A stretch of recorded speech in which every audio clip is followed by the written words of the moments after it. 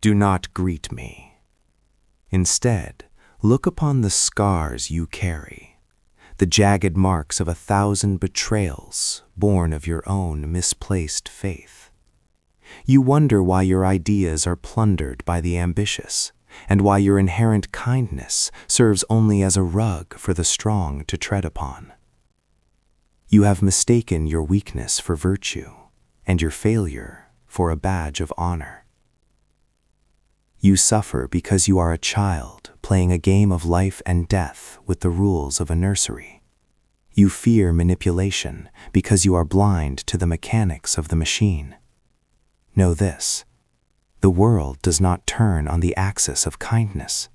It is forged in the furnace of power and tempered by the cool steel of dread. As the oracle has spoken, a man who wishes to make a profession of goodness in everything must necessarily come to grief among so many who are not good. To seek only the light in a world of shadows is not an act of holiness, it is a sentence of execution. Your innocence is no virtue, it is a crime committed against your own survival. You have neglected the effectual truth for a fantasy of how men ought to live, and in doing so, you have invited your own destruction.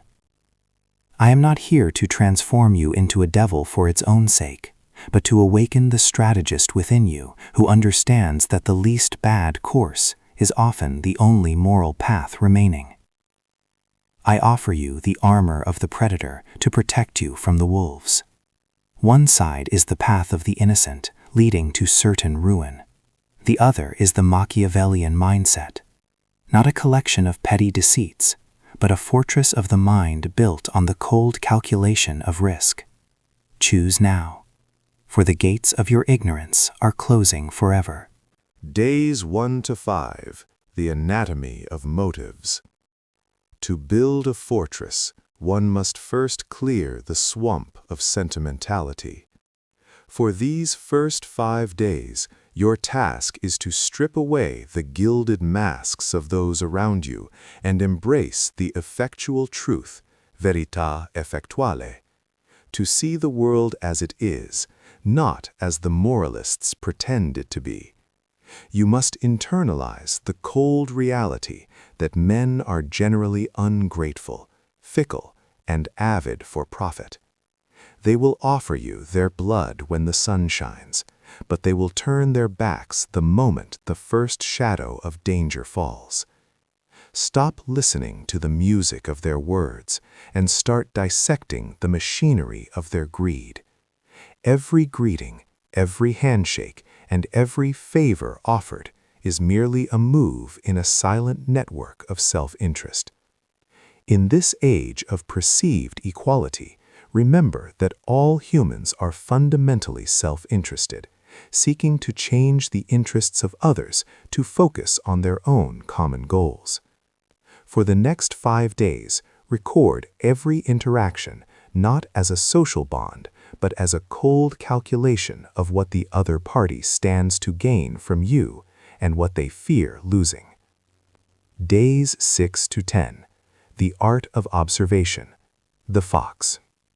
Once you have accepted the darkness of human motive, you must master the sensing capabilities of the fox to discover the snares set for the unwary.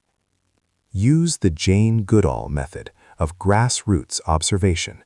Step back from the noise and watch unfiltered behaviors in their natural environment, the office, the boardroom, the social gathering. In every meeting, do not be seduced by the speaker's rhetoric. Instead, map the spatial positioning of the room. Identify the nodes of power.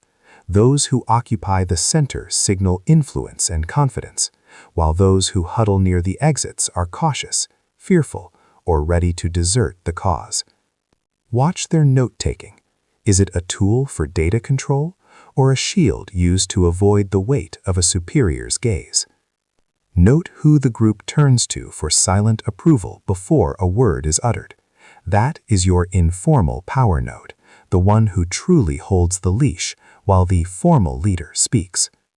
By the 10th day, You shall possess a power map of your environment, knowing exactly who controls the flow of information and who is merely a puppet of the great. The maxim, the mercy of the blade. You may find this dissection of your fellow man to be a heavy burden, yet I tell you that a timely cruelty is the highest form of mercy. To be kind in a den of thieves is to invite a chaos that will eventually consume the innocent alongside the guilty. By being resolute and striking at the roots of disorder early, you prevent the widespread ruin that follows the path of the good but weak man. In the Machiavellian order, the preservation of the state, your objective, is the only true morality.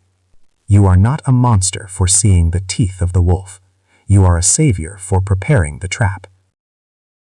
Days 11 to 15. The discipline of the sovereign. Having stripped away your delusions, you must now forge the internal quality I call virtù, not the hollow virtue of the priests, but the strategic prowess, audacity, and resilience required to command your own fate. If the world is a chaotic river, your mind must be the dikes and dams that channel its fury toward your benefit. Do not be deceived into idleness. A prince who neglects mental readiness in times of peace invites his own ruin when the floods of fortuna inevitably arrive. You must train your intellect as a soldier trains his muscle, for a dull blade breaks in the heat of battle. Commit now to the 45-minute strategic workout every dawn. Spend 10 minutes dissecting the global news, not as a passive consumer of gossip, but as a predator identifying patterns and shifts in power. Spend 5 minutes in strategic calm, practicing mindful reflection to clear the fog of minor distractions. Dedicate 10 minutes to scenario visualization, the pre-mortem, where you imagine your greatest projects failing spectacularly, so you may unearth every hidden snare before it is set.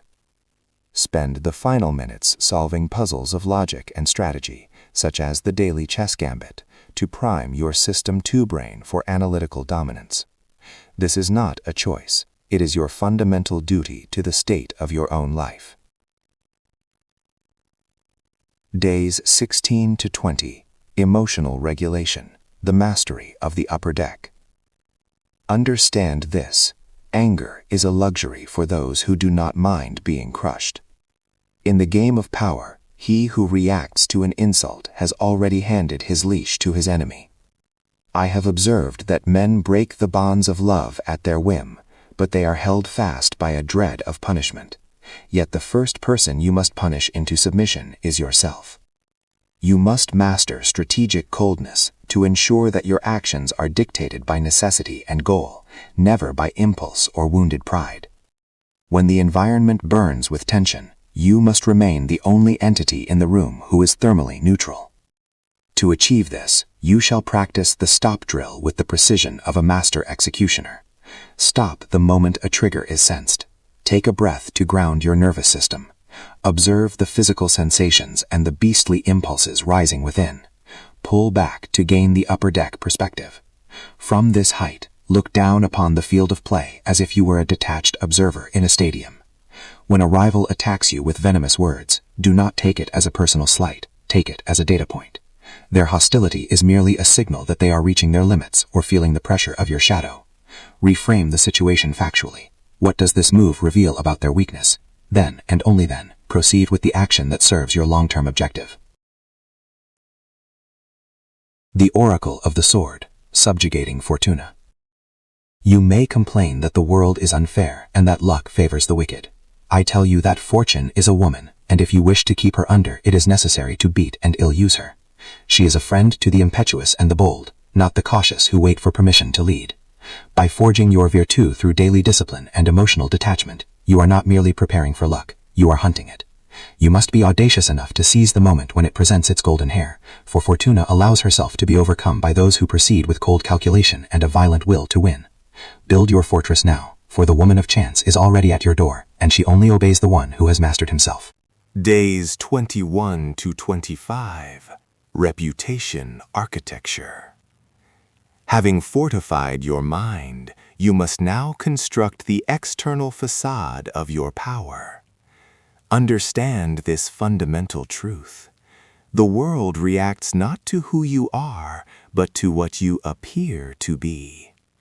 Image is not a mere accessory, it is the infrastructure of your influence. To be effective, you must purposefully curate a reputation management strategy that defines your narrative before your rivals do. You shall select 2 or 3 reputation anchors, professional traits such as being a strategic thinker in ambiguity or a calm presence under pressure. The prince does not waste breath on explanations, for to explain is to submit to the judgment of others. Instead, you shall master the STAR method to ensure your value is unassailable. Define the situation and task. Detail the action, but let the result be your final crushing word. By focusing 60% of your account on personal action and concluding with a quantifiable outcome, you build a reserve of goodwill that shields you during crises. Never apologize for your success. Let the facts of your achievement silence the envious. Days 26 to 30. Establishing dread and the strategic network. In the final descent of this protocol, you must learn the gravity of the lion's roar. While the fox discovers the snares, the lion terrifies the wolves.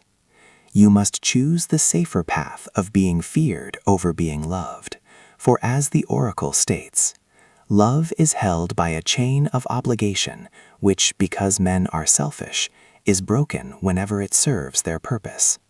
But fear is maintained by a dread of punishment which never fails. This fear is not born of mindless cruelty, but of a calculated thermal neutrality that signals you will not hesitate to protect your state, your goals, and your organization.